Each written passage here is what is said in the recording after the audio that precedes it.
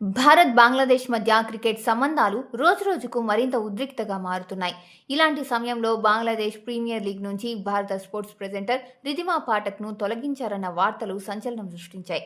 అయితే ఈ ప్రచారాన్ని రిధిమా పూర్తిగా ఖండిస్తూ బీపీఎల్ హోస్టింగ్ ప్యానెల్ నుంచి తప్పుకోవడం తన సొంత నిర్ణయమేనని స్పష్టం చేశారు. నన్ను తొలగించలేదు, నేను స్వయంగా తప్పుకున్నాను అని రిధిమా పాఠక్ అధికారికంగా పేర్కొంది. గత కొన్ని గంటలుగా నేను బీపీఎల్ నుంచి డ్రాప్ అయ్యానన్న ప్రచారం జరుగుతోంది. అది నిజం కాదు. ప్రస్తుత పరిస్థితులను దృష్టిలో ఉంచుకొని నేను స్వయంగా ఈ లీగ్ నుంచి తప్పుకోవాలని నిర్ణయించుకున్నాను. నాకు ఎప్పుడూ నా దేశమే ముందు. క్రికెట్పై నాకు ఉన్న గౌరవం చాలా ఎక్కువ అని సోషల్ మీడియాలో ఆమె పోస్టు చేశారు. ఈ వివాదాలు అన్నిటికీ ప్రధాన మూలం కోల్కతా నైట్ రైడర్స్ నుంచి బంగ్లాదేశ్ పేసర్ ముస్తాఫిజుర్ రెహమాన్ను విడుదల చేయాలంటూ బీసీసీఐ ఆదేశించడమే.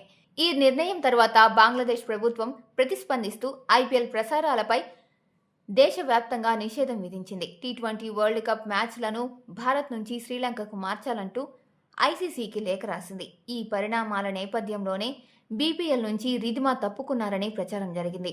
భారత్ బంగ్లాదేశ్ మధ్య కొనసాగుతున్న ఈ వివాదం కేవలం క్రికెట్కే కాకుండా ఇతర క్రీడా రంగాలపైన ప్రభావం చూపే అవకాశాలు కనిపిస్తున్నాయి.